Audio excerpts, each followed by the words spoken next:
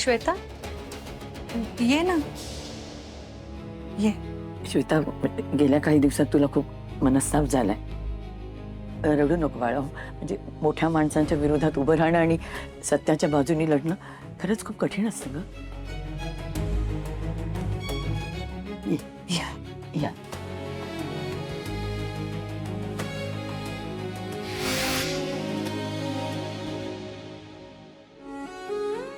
Shweta please रडू नकोस. मला आधीच खूप गिल्टी वाटते.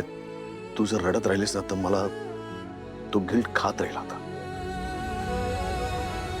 मी खूप मोठी चूक केली आहे श्वेता. ज्या व्यक्तीवरती, ज्या माणसावरती मी विश्वास ठेवला पाहिजे होता त्याच्यावर मी ठेवला नाही.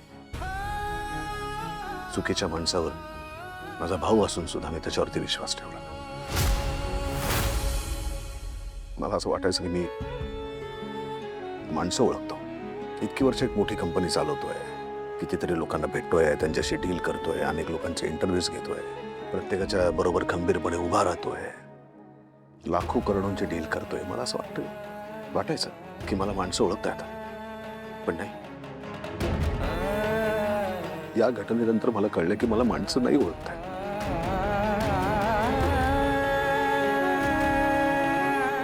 खरं म्हणजे तटस्थ राहून या सगळ्या गोष्टीकडे मी बघायला हवं होतं, पण माझ्यातल्या भावनेनी या सगळ्या गोष्टींवरती मात केली. आणि याचा सगळ्यात जास्त फटका तुला बसला. या सगळ्यामध्ये तुझी काहीच चूक नव्हती. खरं म्हणजे आता सगळ्या गोष्टी उघडकीस आल्यात आणि सगळंच लक्षात आलं. तू विक्टिम होतीस. अशा वेळेस कंपनीचा बॉस म्हणून, तुमच्या सगळ्यांचा प्रतिनिधी म्हणून मी तुझ्या पाठीमागे खंबीरपणे उभं राहणं आवश्यक होतं, पण मी नाही राहिलो. त्याच वेळेला मी तुझी पाठ सोडून दिली, एकटा सोडला तुला. खरं तर सॉरी या शब्दांनी जे घडलं ते भरून येणार नाहीये, पण तरी सुद्धा खूप मोठी चूक माझ्याकडनं घडली श्वेता. त्याबद्दल I am really very sorry.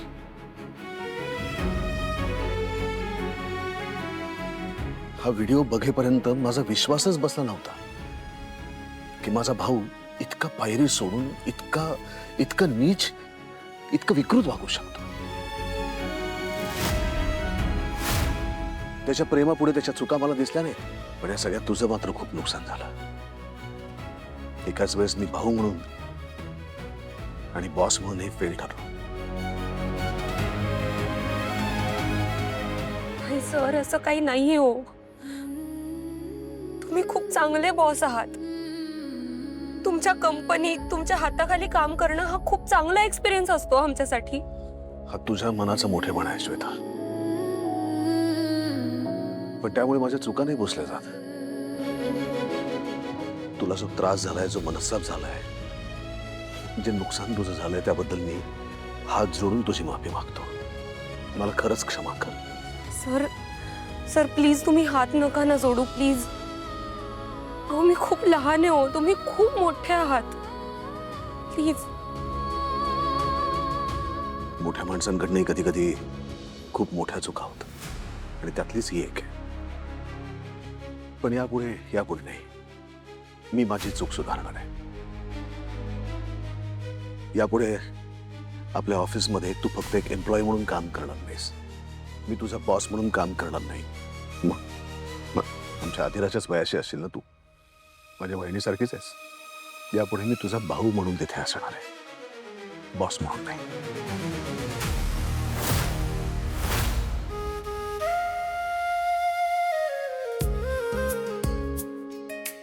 Thank you sir.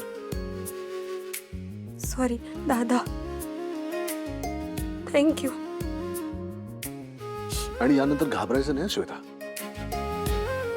तुझ्या केसालाही कोणी धक्का लावू शकणार नाही. ज्यांना स्त्रीचा सन्मान करता येत नाहीत ना, त्या व्यक्ती खरं तर मला माझ्या डोळ्यासमोर पण नकोय, पण केवळ आजी आणि काकूकडे बघून त्या दया घरात आहेत. आता बघत काय उभा राहण्यास अंशू, श्वेताची माफी माग. सॉरी. नुसतं सॉरी नाही, तिच्या पायावर डोकं ठेव. तू तीच जागा आहे तुझी. ही तुझी घाणेरडी वृत्तीनं मला चिरडून टाकायचे. श्वेताच्या पायावर डोकं ठेव अंशुमन.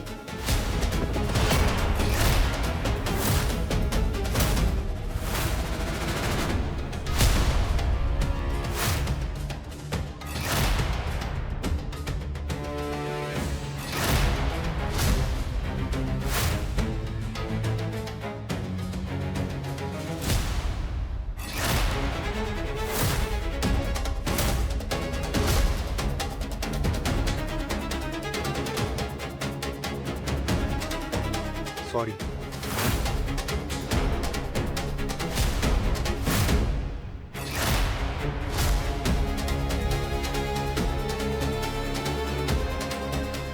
श्वेता, आणि तू उद्यापासून ऑफिसला यायला लाग. सगळं पूर्वीसारखंच असेल.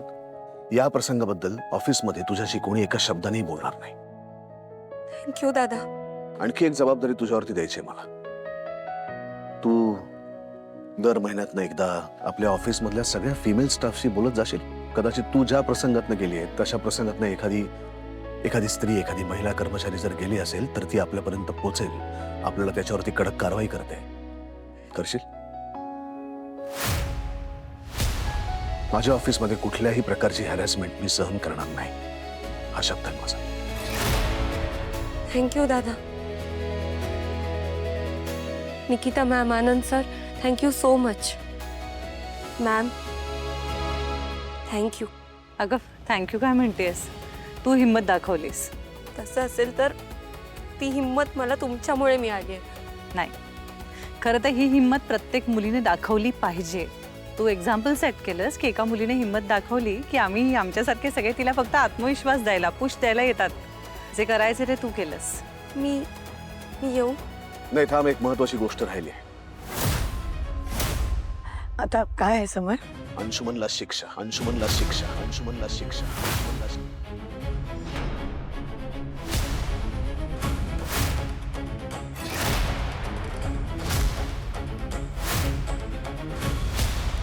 अंशुमननी श्वेताशी माफी मागितली, पण अजून श्वेताने त्याला माफ नाही केलेलं आहे. आयुष्यभर तिच्या लक्षात राहील असा एक घाणेरडा अनुभव अंशुमननी तिला दिलाय, आणि त्याबद्दल त्याला शिक्षाही व्हायलाच पाहिजे. तू सांग श्वेता, काय करायचं? तू म्हणालीस त्याला पोलिसच्या ताब्यात द्यायचं, तर मी आत्ताच्या आत्ता पोलिसांना बोलवतो आणि त्याला त्यांच्या ताब्यात देतो.